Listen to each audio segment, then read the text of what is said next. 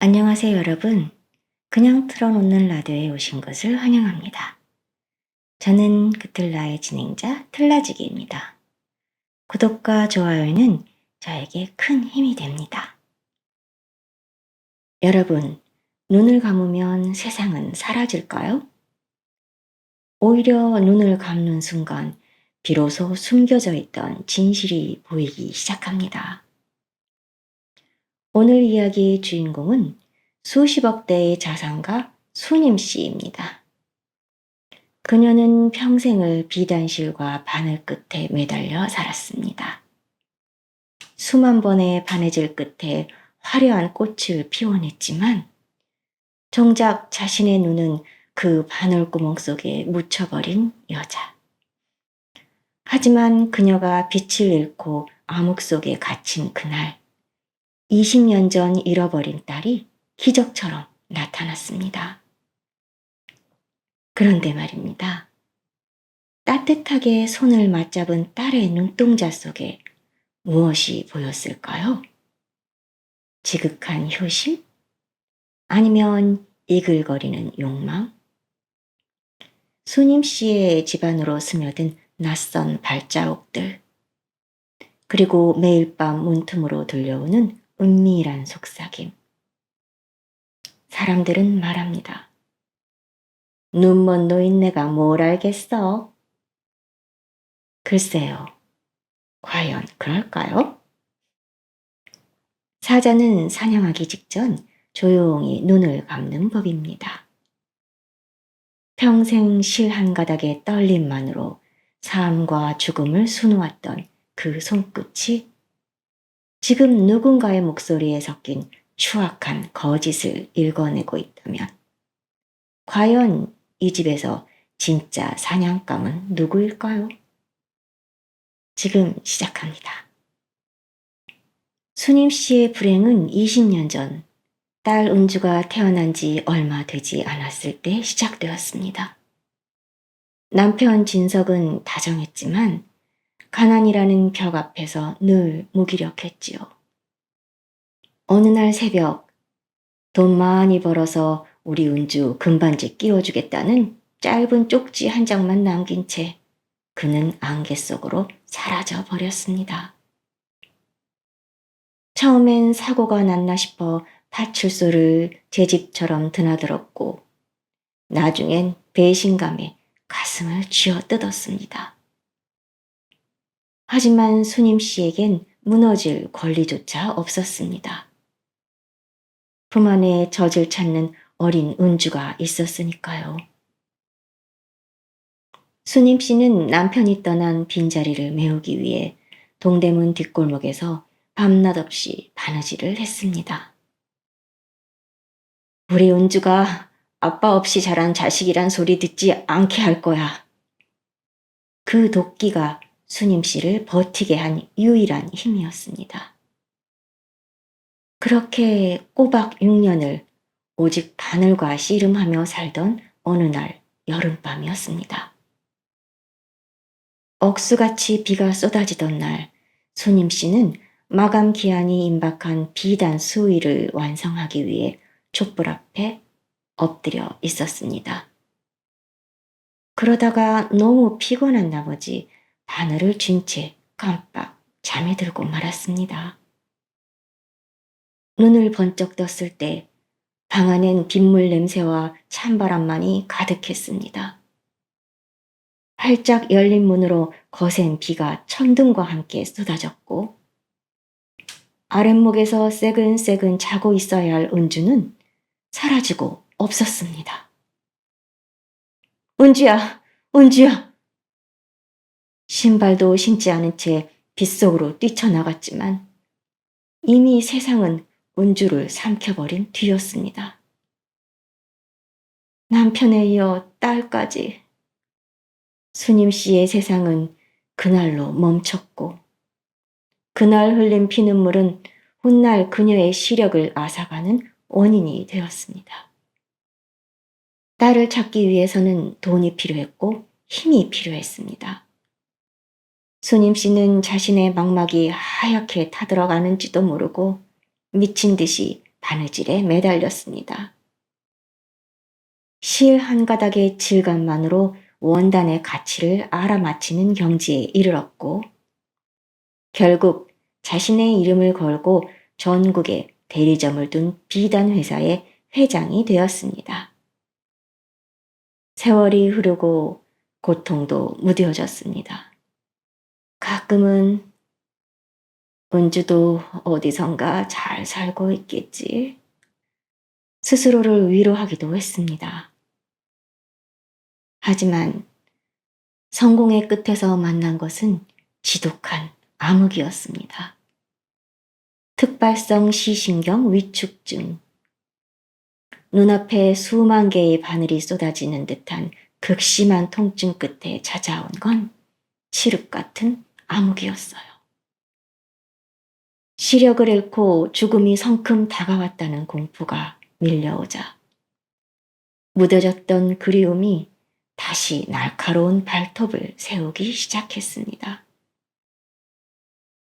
내 눈이 멀어 세상이 깜깜해지니 20년 전 그 빗속으로 사라진 은주 모습만 더 선명하게 보이는구나.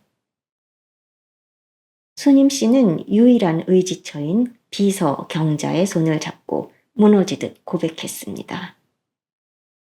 경자야, 내가 이 억만금 재산을 쥐고 있으면 뭐하니? 죽기 전에 내 새끼 얼굴 한 번만 만져볼 수 있다면, 아니, 죽어서 저승길 갈 때 엄마 소리 한 번만 들어볼 수 있다면 소원이 없겠다. 내 재산 다 줘도 안 아까워. 제발 내 딸 좀 찾아줘. 경자는 수님 씨의 비서이자 눈이고 가족이었습니다. 회장님, 운주 아가씨 꼭 찾을 수 있어요. 제가 있잖아요. 사장님 눈이 되어 전국 팔도 다 뒤질 테니까 제발 기운 차리세요. 경자는 매일 아침 수님 씨의 눈에 약을 넣어주고 딸의 특징이 적힌 장부를 수만 번 검토하며 수님 씨의 유일한 희망줄이 되어주었습니다. 얼마나 지났을까요? 수님 씨 마지막 절규에 화답하듯 경자가 떨리는 목소리로 한 여자를 데려왔습니다. 회장님, 회장님, 찾았어요. 운주 아가씨, 우리 운주 아가씨를 찾았어요. 수님 씨 앞에 선 30살의 여자. 그녀는 수님 씨의 무릎에 얼굴을 묻고 아이처럼 울음을 터뜨렸습니다. 엄마, 엄마, 엄마 맞아? 나 이 저고리를 입은 채 발견됐대. 고아원에서 이거 하나 붙잡고 버텼어. 엄마가 나 버린 거 아닐 거라고, 꼭 데리러 올 거라고 믿으면서. 여자가 내민 것은 20년 전 수님 씨가 직접 나비 무늬술을 놓아 지어준 빨간 저고리였습니다. 수님 씨는 보이지 않는 눈 대신 부들부들 떨리는 손으로 여자의 오른쪽 소매를 걷어 올렸습니다. 손끝에 잡히는 그 길다랗고 거친 흉터. 예방접종 자국이 덧나 길게 늘어졌던 수님 씨가 매일 밤 약을 발라주며 미안해하던 바로 그 상처였습니다. 맞구나. 내 새끼. 내 새끼 은주야. 수님 씨는 보이지 않는 눈으로 은주를 끌어안고 목 놓아 울었습니다. 20년간 가슴에 박혔던 대못이 뽑혀나가는 순간이었습니다. 옆에서 함께 눈물을 닦는 경자의 흐뭇한 미소와 함께 수님 씨의 대저택은 20년 만에 비로소 사람 사는 온기가 차오르기 시작했습니다. 딸이 집으로 돌아온 지 한 달. 집안은 예전보다 훨씬 시끌벅적해졌지만 수님 씨의 마음 한구석엔 알 수 없는 서늘함이 퍼졌지요. 분명 딸의 웃음소리가 들리는데 그 웃음 끝에 걸린 어딘가 어색하고 이상한 느낌이 가슴을 찔렀습니다. 수님 씨는 너무나 오랜만에 만난 딸이기에 당연한 일이라고 생각했습니다. 하지만 이상한 일은 그뿐만이 아니었습니다. 수님 씨는 눈이 멀었어도 집안 가구의 위치, 장식장의 물건 하나하나를 손끝으로 다 기억하고 있었지요. 그런데 평생 아끼던 비취 자수함과 남편의 유품인 금장 시계가 있어야 할 자리에 없는 것이었습니다. 은주야, 여기 있던 자수함 어디 갔니? 엄마, 무슨 소리야? 엄마가 어제 저기 서랍장 안으로 옮겨 놓으라고 했잖아. 아, 요즘 깜빡깜빡 하신다니까. 은주는 상냥한 목소리로 말했어요. 그래요, 회장님. 저번에 치우라고 하셨어요. 경자도 맞장구 쳤지요. 수님 씨는 보이지 않는 눈으로 허공을 더듬으며 생각했습니다. 내 손이 기억하는 세상이 왜 자꾸만 변해가는 걸까? 밤이 되면 정적은 더 잔인해졌습니다. 수님 씨는 복도 끝에서 들려오는 은밀한 발소리를 들었습니다. 분명 경자와 은주의 방은 저 멀리 있는데 마치 머리맡에서 속삭이는 듯한 기괴한 소음이 밤새 이어졌어요. 저 노인네 오늘 약은 제대로 먹였니? 응, 이제 제정신이 아닐걸? 조금만 더 하면 도장 찍는 것도 모를 거야. 수님 씨가 놀라 방문을 열면 복도엔 정막만이 흘렀습니다. 경자가 달려와 그녀를 부축했지요. 사장님, 또 악몽 꾸셨어요? 아무 소리도 안 났는데. 요즘 부쩍 헛것을 들으시네요. 치매 검사를 한번 받아보시는 게 좋겠어요. 경자의 따뜻한 손길이 닿을수록 수님 씨의 심장은 차갑게 식어갔습니다. 자신이 미쳐가고 있다는 공포가 엄습했지요. 은주는 매일 아침과 저녁 수님 씨에게 정성껏 특수 영양제를 대령했습니다. 독일에서 건너온 비싼 약이라며 눈 건강과 인지 능력에 좋다고 입안에 직접 넣어주었지요. 엄마, 이거 먹어야 나랑 오래오래 살지. 자, 그런데 이 약만 먹으면 수님 씨는 늪으로 빠져드는 기분이 들었습니다. 정신은 몽롱해지고 혀는 딱딱하게 굳어 말조차 제대로 나오지 않았습니다. 하루에 20시간을 잠에 취해 있다 보니 재산을 어떻게 관리하고 있는지, 직원은 누가 다녀갔는지 알 길이 없었습니다. 경자는 그런 수님 씨에게 살며시 말했습니다. 회장님, 몸도 이러신데 재산 정리 일찍 하시는 게 아가씨한테도 좋지 않을까요? 요즘 세상이 흉악해서 회장님 돌아가시면 아가씨 혼자 그 큰 돈을 어떻게 지키겠어요?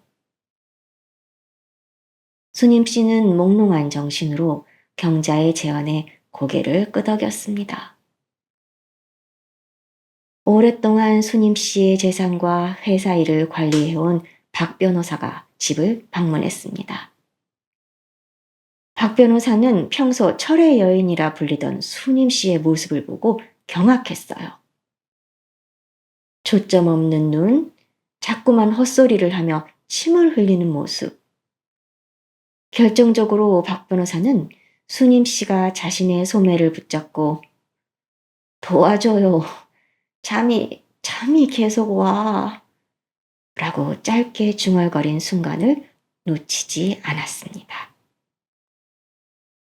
경자와 은주의 필사적인 방해를 뚫고 박 변호사는 정식 상속 절차를 위해선 건강진단서가 필수라며 강제로 수님 씨를 대학병원으로 입원시켰습니다.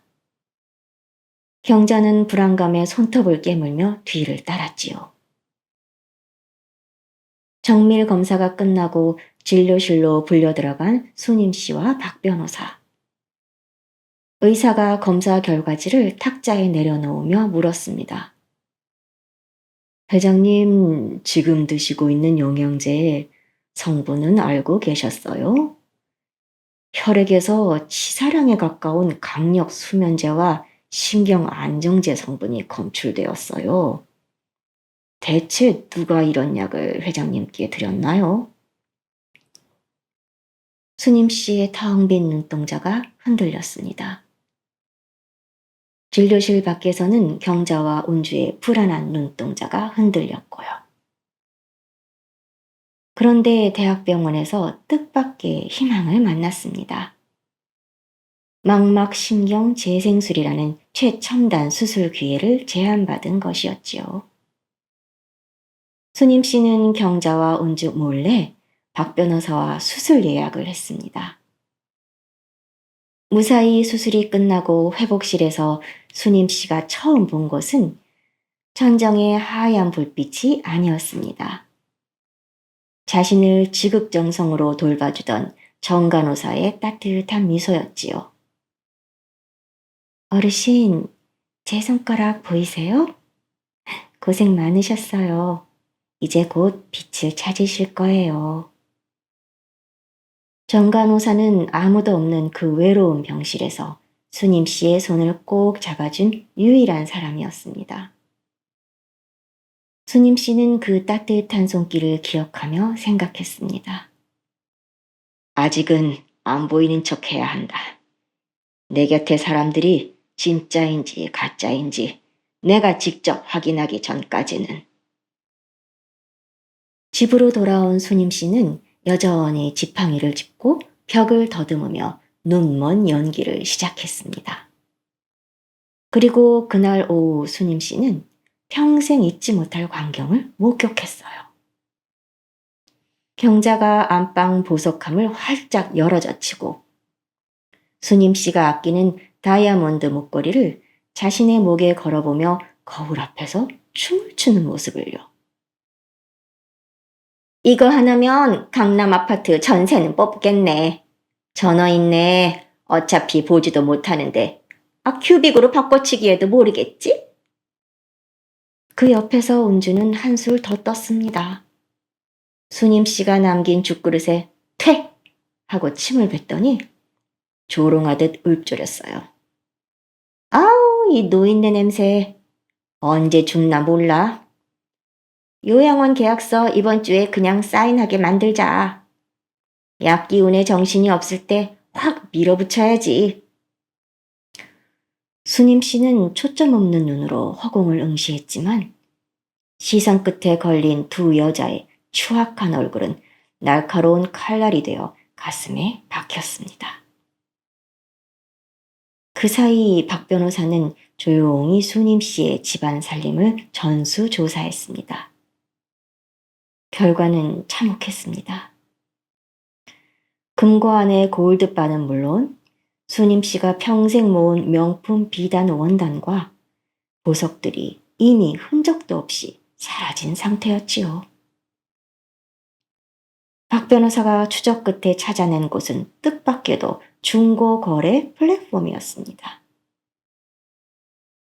그곳엔 수님 씨가 아끼던 한정판 자수 가방부터 남편의 유품인 시계까지 금매라는 딱지를 달고 줄줄이 올라와 있었습니다. 경자가 수님 씨의 눈을 속여 집안의 가산을 도둑질해 현금화하고 있었던 것이었지요. 박 변호사는 이 모든 판매 기록과 대화 로그를 캡처하며 결정적인 증거를 수집했습니다. 그리고 가장 결정적인 한 방이 터졌습니다. 박 변호사가 수님 씨의 머리빗에서 채취한 머리카락과 은주가 쓴 컵에서 나온 타액을 은밀히 유전자 검사기관에 의뢰한 결과가 도착한 것입니다. 친생자 관계 성립 가능성 0.00%. 박 변호사는 떨리는 손으로 결과지를 수님 씨에게 내밀었습니다. 이제 수님 씨는 보였어요. 종이 위에 적힌 선명한 숫자가 친생자일 가능성 0.00%. 20년 그리움을 이용해 자신을 도살장으로 끌고 가려 했던 저 아이가 내 핏줄은커녕 경자의 사주를 받은 가짜라는 명확한 증거. 그때 방문이 열리며 은주가 들어왔습니다. 엄마, 약 먹을 시간이야. 자, 해봐. 수님 씨는 자신에게 다가오는 그 독약 숟가락을 가만히 응시했습니다. 그리고 속으로 말했지요. 그래, 어디 끝까지 가보자.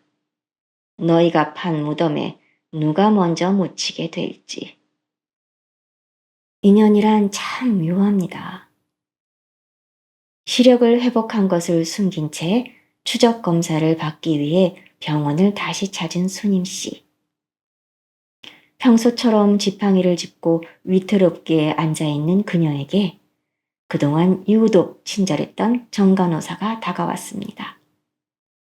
어르신, 오늘도 고생 많으셨어요. 주사 한 번만 놓아드릴게요. 조금 따끔해요. 정간호사가 소매를 걷어붙이고 능숙하게 주사 준비를 하던 순간 수님 씨의 눈에 번개 같은 불빛이 스쳤습니다.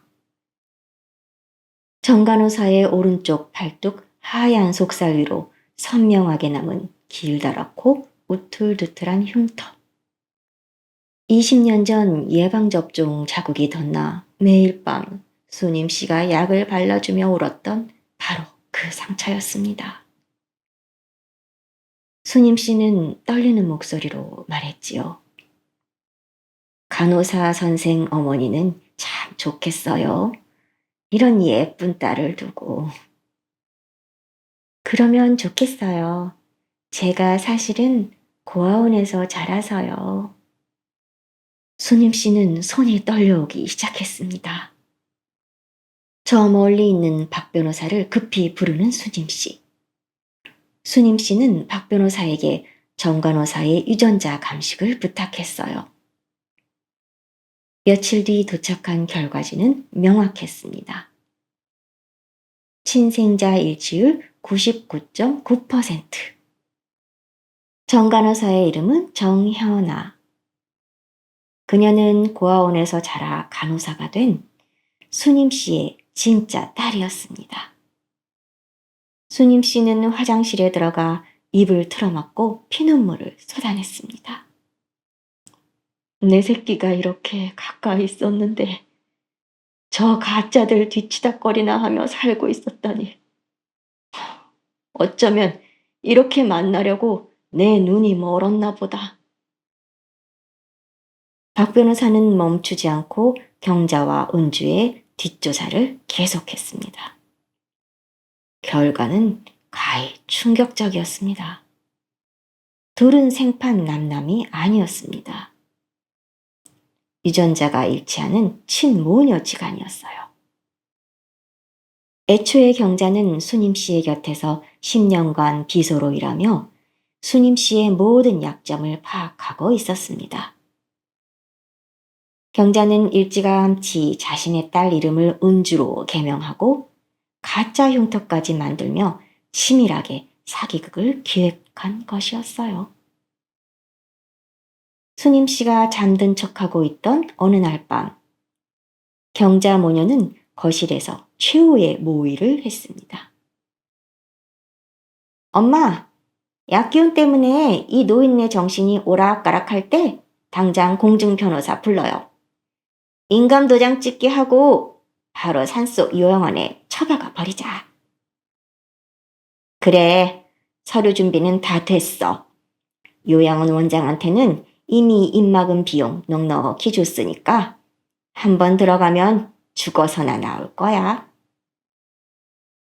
그들은 수님 씨가 평생 일군 비단 제국을 팔아치워 해외로 도망갈 비행기표까지 이미 예매해둔 상태였습니다.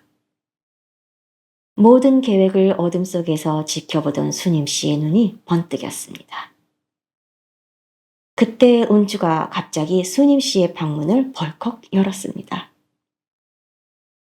엄마 자? 자는 거 맞지?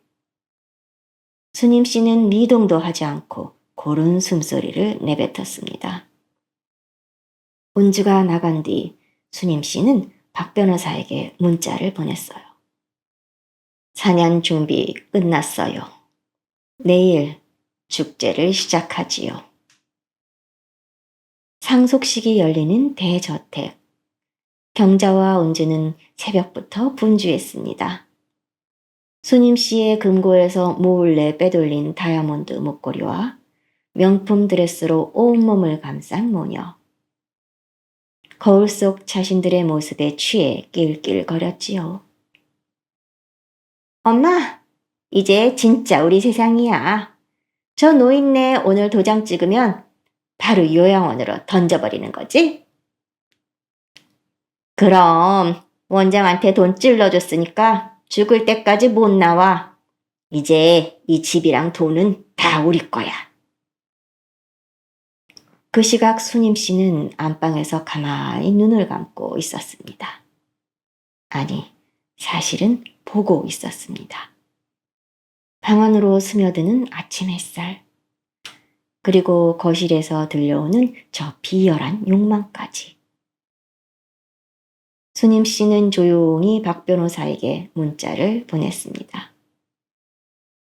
때가 됐네요. 사냥을 시작합시다. 거실에는 친척들과 공중 변호사가 모였습니다. 수님 씨는 지팡이를 짚고 위태롭게 걸어나와 상석에 앉았습니다. 경자는 사장님, 기운 내세요.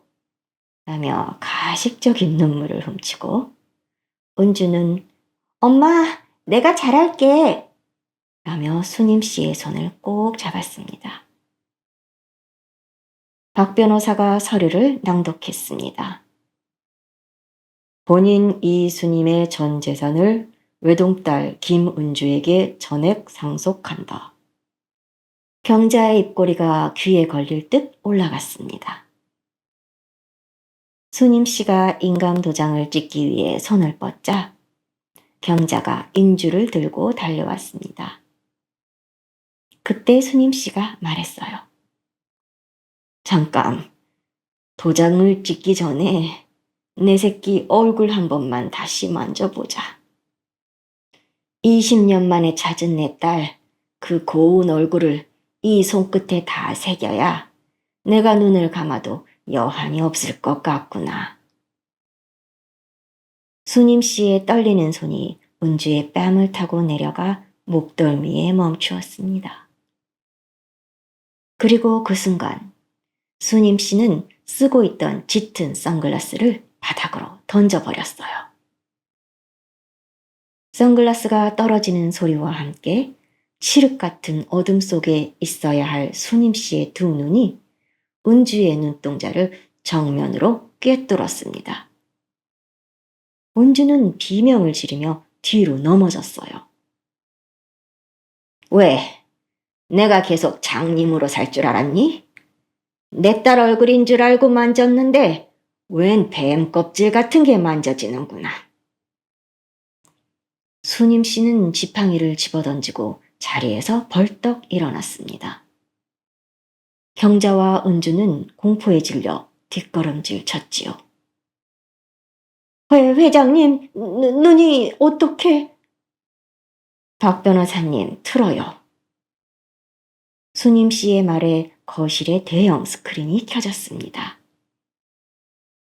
거기엔 경자가 금고를 터는 적외선 카메라 영상, 은주가 수님 씨의 죽에 수면제를 타며 비웃는 장면, 그리고 결정적으로 경자와 은주가 친모녀지간이라는 유전자 검사 결과가 대문짝만하게 떴습니다.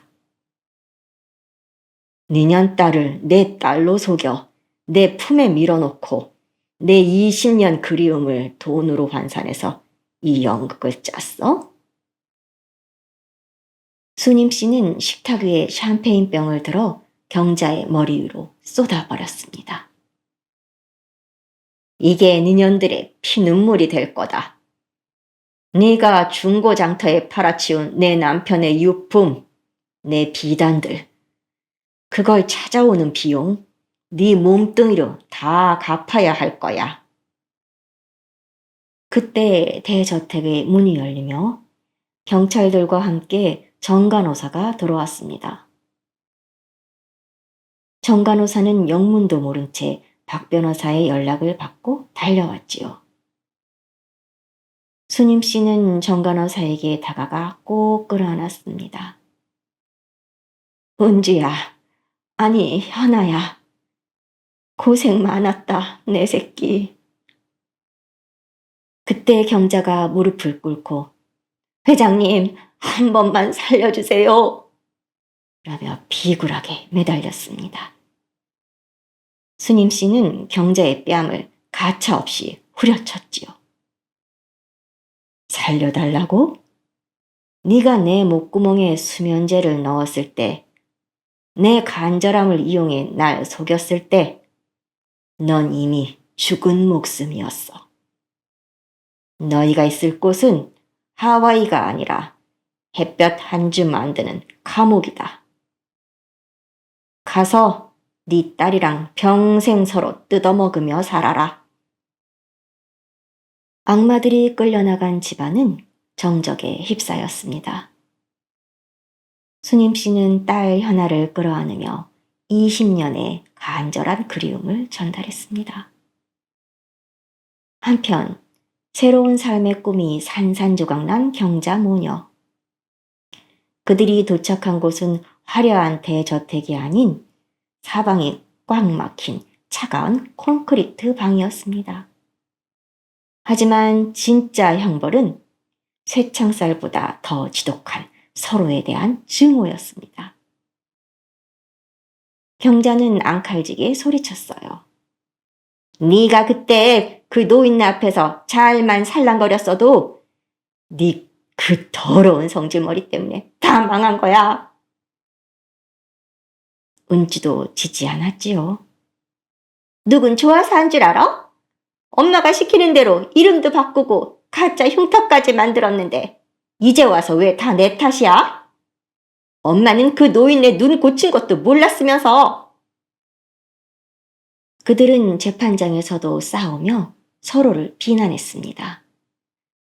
경자가 중고장터에 팔아치운 물건들의 배상금은 눈덩이처럼 불어나 평생을 감옥에서 노역해도 갚지 못할 만큼 커졌죠. 가장 믿었던 모녀가 서로의 살점을 뜯어먹으며 몰락하는 것. 그것이 수님 씨가 내린 가장 잔인하고도 완벽한 복수였습니다. 대저택의 공기는 비로소 맑아졌습니다. 현아는 여전히 환자들을 돌보는 간호사로 일했지만 이제 퇴근하고 갈 곳은 쓸쓸한 자취방이 아니라 엄마 수님 씨가 기다리고 있는 오붓한 집이었습니다. 수님 씨는 현아가 퇴근할 시간에 맞춰 정원에서 직접 기른 채소로 된장찌개를 끓였습니다. 엄마, 내가 한다니까요. 눈도 이제 막 나으셨는데. 아니다, 현아야. 20년 동안 너한테 못해준 밥, 이제부터 매일 해줘도 모자라. 엄마는 네가 맛있게 먹는 모습만 봐도 배가 부르단다. 두 사람은 거실에 앉아 20년 동안 쌓인 소소한 대화를 나누었습니다. 비어있던 기나긴 시간이 두 사람의 웃음소리로 채워졌습니다. 그 후로 몇 년이 지나고 현아는 남자친구를 만나 결혼을 앞두게 되었어요. 수님 씨는 다시 바늘을 잡았습니다. 이번엔 누군가의 죽음을 추모하는 수의가 아니라 사랑하는 딸의 새로운 시작을 축복하는 웨딩 한복이었지요. 눈앞이 선명해진 수님 씨는 돋보기도 없이 바늘귀를 한 번에 꿰인 채 가장 귀한 천연 염색 비단 위에 한 땀 한 땀 정성을 쏟았습니다. 현아의 예복에는 행복을 상징하는 모란꽃을, 자신이 입을 한복에는 절개를 상징하는 매화꽃을 수놓았습니다. 바늘이 비단을 통과할 때마다 수님 씨의 입가엔 미소가 번졌지요. 현아야, 엄마가 이 옷 한 땀 한 땀에 내 소원을 다 넣었다. 이제 넌 비단길만 걸으렴. 결혼식 날 수님 씨가 직접 만든 옷을 입은 현아는 세상 그 어떤 보석보다 빛났습니다. 수님 씨는 딸의 손을 잡고 당당하게 웨딩 카펫길을 걸어갔습니다. 이제 수님 씨는 눈먼 노인이 아니라 세상을 다 가진 세상에서 가장 행복한 어머니였습니다. 결혼식이 끝나고 수님 씨는 자신의 전 재산을 정리해 어려운 환경에서 자라는 아이들을 돕기 위한 재단을 만들었습니다. 돈은 사람을 눈멀게 하지만 사랑은 눈먼 사람도 눈뜨게 한단다. 수님 씨는 이제 화려한 거상의 자리를 내려놓고 딸 현아와 사위, 그리고 곧 태어날 손주와 함께 평범하지만 찬란한 하루하루를 수놓으며 살아갑니다. 석양 아래 두 모녀가 손을 잡고 걷는 뒷모습 위로 완벽한 행복이라는 자막이 흐르며 대단원의 막이 내립니다.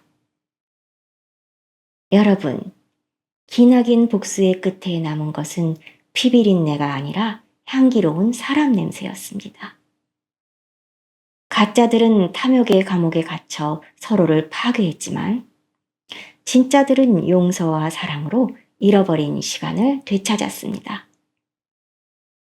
수님 씨가 바늘귀를 꿰던 그 정교한 집중력은 인생에서 무엇이 가장 소중한지를 가려내는 해안이었던 것이지요.